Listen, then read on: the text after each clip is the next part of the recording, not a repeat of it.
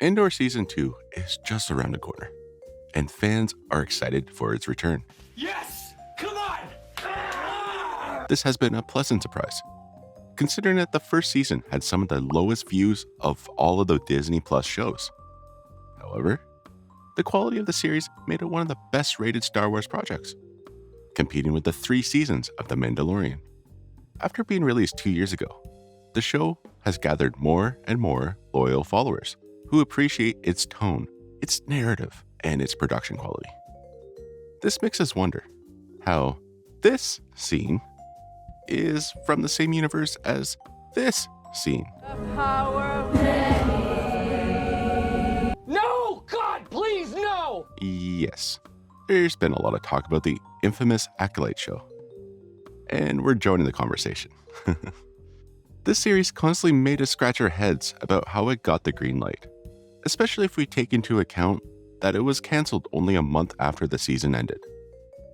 But why is it that despite being projects that are not really in demand, one has become a fan favorite and the other has not?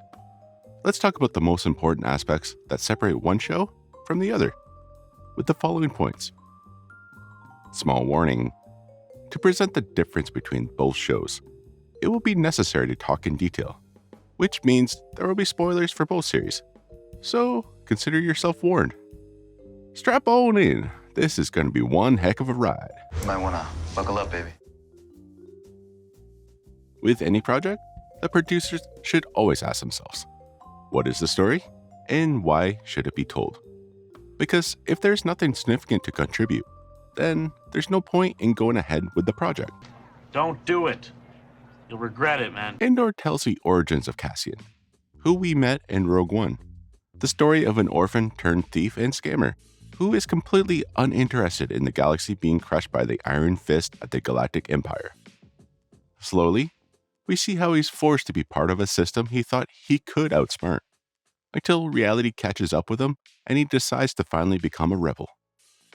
Through his eyes and other characters, we were able to see the origin of the Rebel Alliance, and how for different reasons, the citizens of the galaxy took up arms against their common enemy. Whether it was due to the Imperial occupation on their planet like the inhabitants of Ferrix, or the enslavement disguised as a prison system that the prisoners of Narkina 5 faced, or the justice-hungry insurgent movement that just wanted to strike a blow to the tyrannical empire, we were shown so many faces of the rebellion. Although Cassian left a good impression in Rogue One, a demand for a series starring him didn't seem too attractive to the fandom when it was announced. And though the character of Senator Mon Mothma was a bit more well known, it didn't seem like we were going to see a very interesting series. I actually can't believe what I just saw. And yet, we were wrong. Andor knew the story it wanted to tell, and chapter by chapter, this show immersed us in a galaxy and time period we already knew, but with a vigor that felt refreshing. The Acolyte, on the other hand, also had a great story to tell, since it was set 100 years before the Phantom Menace, and the series aimed to show how the Sith were growing in the political shadows until the rise of Emperor Palpatine.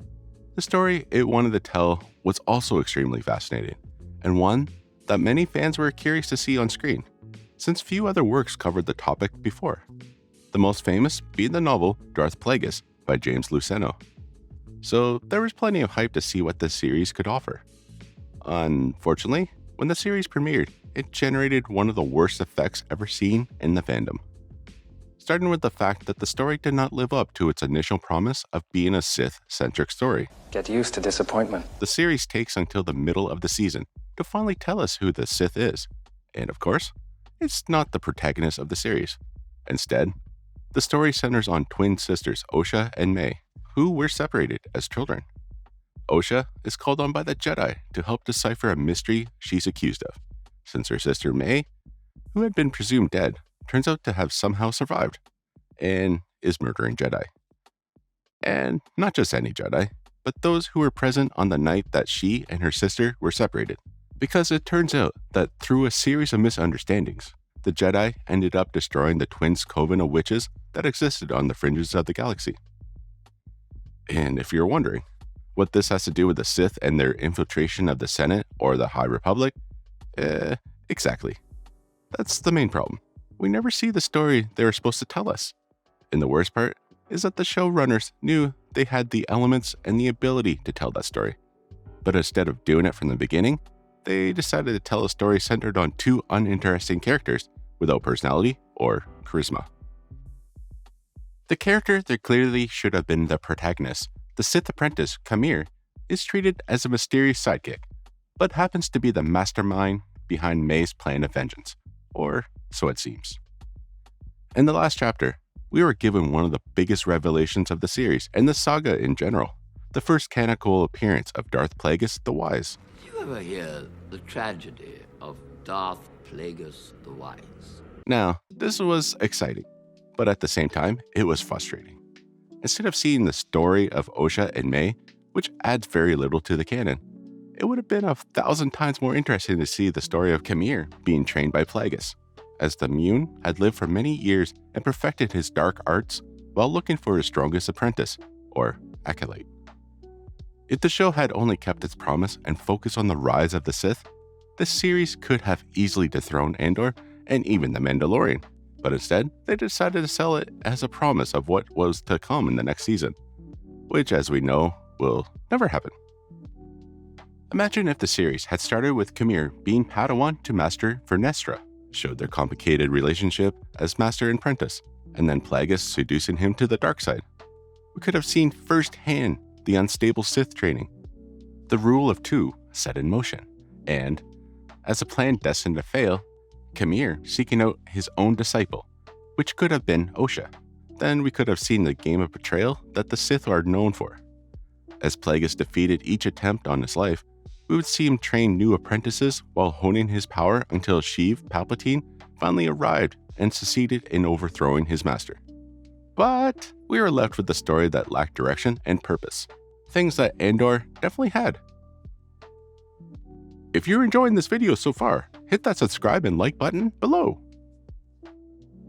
Maintaining drama and suspense in any story is tricky because if the screenwriters don't manage to be convincing, then the viewer doesn't take it seriously. This happens even more if the characters only feel like messengers to get from point A to B, instead of feeling like real people who have internal conflicts and motivations that become clear as the plot progresses. In Andor, the drama and suspense escalate in each chapter. With Cassian, we see the risk of being discovered by the ISB after he escapes from Ferrix with Luthen, then the risk of carrying out the heist on Aldhani, which leads him to becoming at odds with Luthen. Then there was his wrongful arrest and sentencing, the ride in the prison of Narkina 5, and the explosive finale where all of the forces that want to eliminate him gather at Ferrix. We already know that Cassian won't die in his show because his end is not until Rogue One. However, that does not detract from the very real tension in his adventures. The other characters you get to know during the episodes are free game too.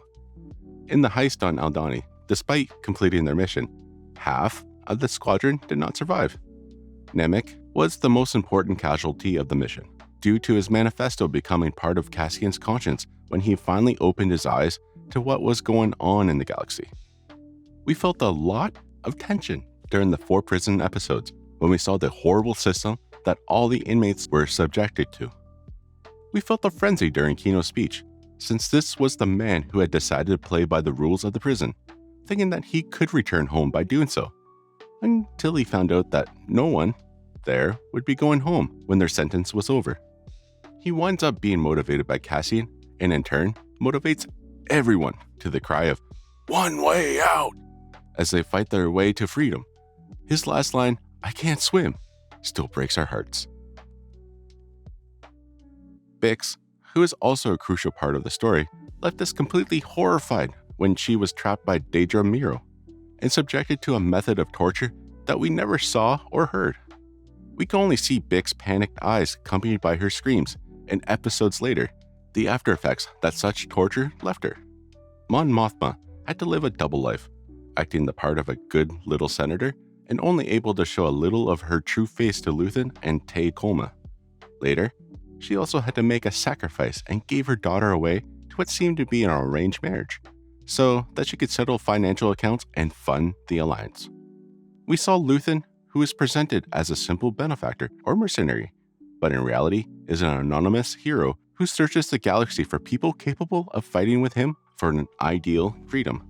He does all of this knowing that he'll never see that freedom in the distant future. And he expresses it in what is one of the best monologues ever delivered in Star Wars. So what do I sacrifice? Everything! So, why do all these elements feel real and not ridiculous? Because the character arc of each person is well developed. Cassian doesn't change from one scene to the next, but rather after experiencing everything throughout the season, he began to reflect on what was happening in the galaxy and decided that he could no longer stand aside and be indifferent. It was the sacrifices of Marva, Nemec, and Kino, and the determination of Luthen, Bix, and others that completely changed his outlook. That ending where he agrees to go with Luthen and be part of the grand plan, i.e. the future Rebel Alliance, makes it feel so satisfying. In contrast, the Acolyte fails miserably to create even the slightest hint of suspense by choosing to tell its story in the most rushed way possible. The series begins with a mysterious assassin who manages to kill a Jedi Master. And then, in the next scene, we think we see the same young woman working as a mechanic on a ship. The viewer automatically thinks that this is a facade to cover her tracks. But only a few minutes later, 2 Jedi arrive to tell the audience that there is a twin. Although they admit that the twin is declared dead, the viewer already suspects that the twin is the one who must have committed the murder. And indeed, the first episode doesn't even end before it's confirmed that the twin is still alive. This removes any tension or suspense of seeing the twin forced to prove her innocence. Later, Osha crash lands into a frozen planet all alone, but minutes later, she is rescued and there's no major effect to the story that happened because of the crash. In another episode, May starts to doubt if she wants to continue her revenge against the Jedi, since she knows that her sister is alive, and she decides to stop and surrender. But in the next episode, she returns to her vengeance plot, completely negating the point of the episode that came before.